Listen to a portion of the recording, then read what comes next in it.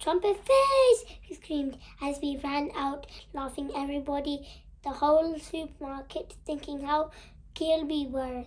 Then on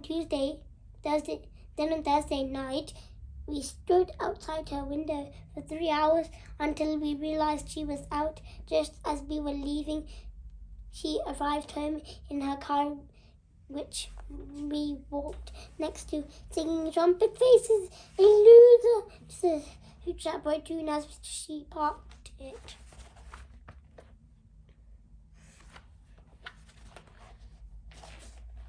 It was exciting going to school for the talent contest the next evening, what with all the parents there, and I felt cool standing around backstage with Bunky waiting to go on like we were famous. "Good luck, Streaky Flunks," my mum said, giving me a hug, which I squirmed out of the court away from as fast as possible before someone heard.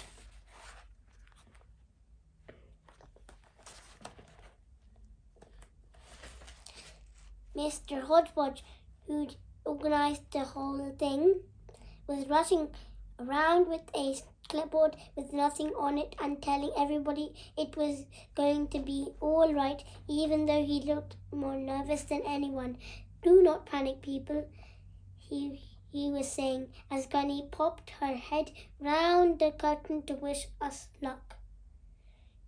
"Mrs. Harpenduck," he said, and his eyebrows went about 7.5 centimeters further up his forehead than normal.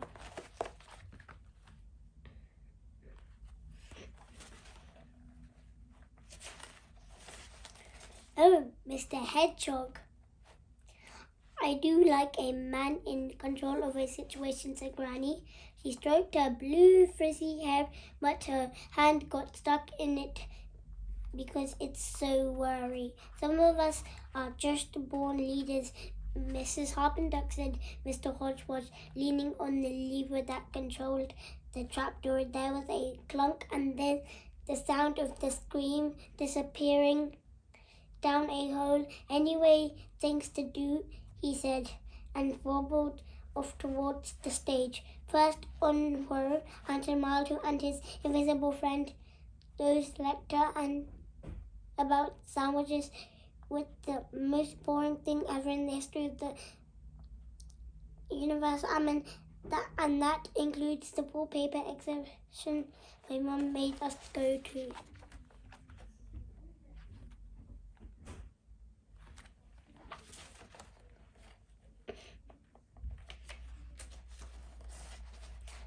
I was standing there thinking how amazing I was, while also being really nervous about my act, when Mr. Hodgepodge came up to me, all sweeting and eyes rolling. "Barry, some idiot set the trapdoor off and face knuckles fell through it. You're good at things like this anyway. Any ideas?" "You could climb down and get her," I said, in my future rat boy obvious, answered the stupid question voice. "Brilliant, off you go," he said, and he pushed me onto the stage before I could say, "Don't cut my earlobes off," which wouldn't have made much sense, but who cares?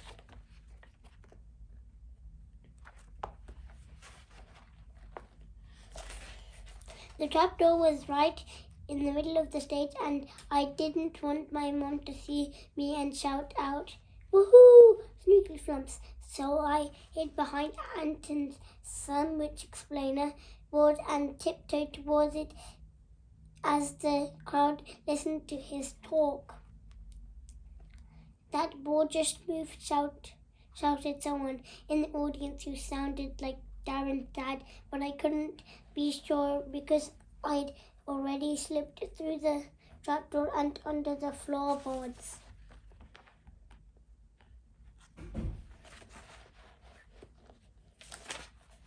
The crowd's applause for Anton's lecture was muffled and smelt of damp and was pitch black, although some of that was probably down to me being where I was.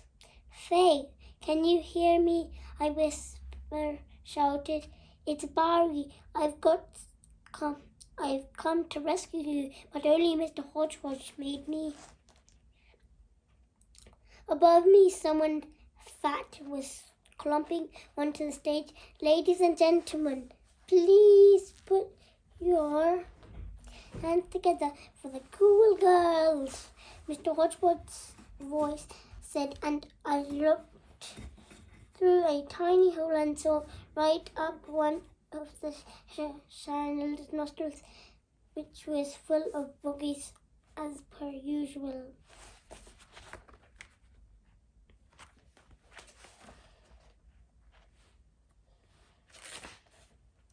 I'm on in 2 acts. Time, I shouted into the darkness, but nobody answered. Faye, Faye, Faye, Faye, Faye, Faye, Faye, Faye, Faye, Faye, I said in every direction, turning round like Stuart Silverix on his dustbin lid.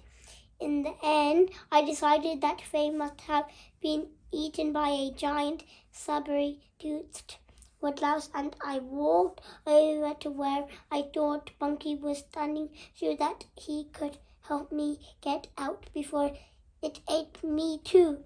I could tell when I got to him because I could hear his stupid laugh vibrating through the floorboards.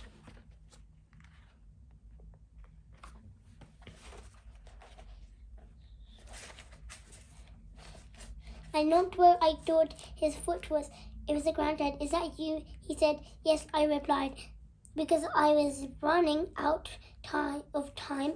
Barry's in a big trouble. He's out of time, stuck under the stage, and needs you to get him out. Ha ha, nice one, his Granddad. You almost got me there. Even though you didn't at all, said Bunky. Faye, come and listen to this. What? Said Faye, voice as if it was right next to me. Faye, meet his Granddad, said Bunky, and I looked up through a hole in the floorboards, and there was Faye Snorkels next to Bunky, and not at all underneath the stage like me. Hello, she said, but I ignored her and stormed off into the darkness, really scared because I was all on my own with the saber-toothed woodlouse.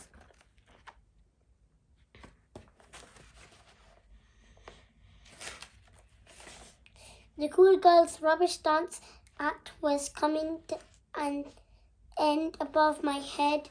Behold, as Chanel flies through the air like a fly, does 3 somersaults, then lands on Donatella's shoulder, said Tracy Pilch's voice.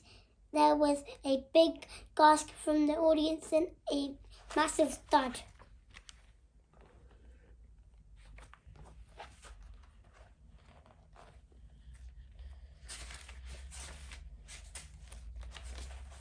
Help, Linton, cried Donatella, who sounded like she was underneath something heavy like a Sharonella. I'm sorry, Donatella, Sharonella cried, as she was carried off, and Tracy Pilcher did a bow, which I could tell because all her plastic jewellery was rattling.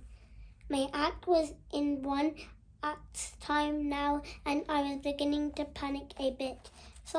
Somebody get me out of here, I screamed, but the crowd was clapping too loud to hear. Above me, crocodile-faced Darren Donofsky was trotting onto the stage with Stuart Salvix.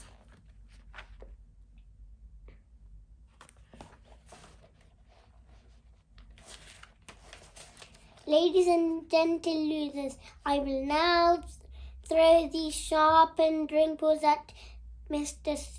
Salvix' body as it rotates, and dustbin lid of death, Darren said. Mr. Hodgepodge's eyebrows must have disappeared over the top of his head or something, because now I could hear Granny chuckle to herself somewhere in the front row.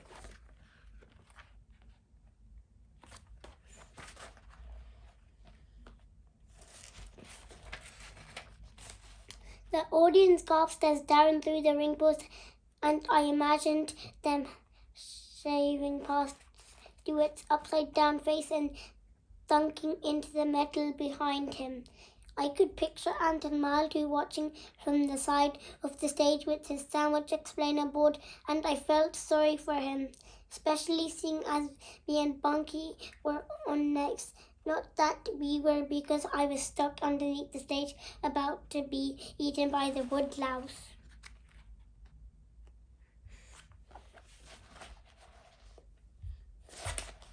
There was only one person that could help me now, and that was Granny Harpenduck. I made my way over to the front bit of the stage and started looking for a hole to see her through. There was two perfect ones right near the floor, but to see through them so that my lips were touching the ground, they brushed past a bit of 100-year-old chewing gum which still smelled of mint, but also dust and poo.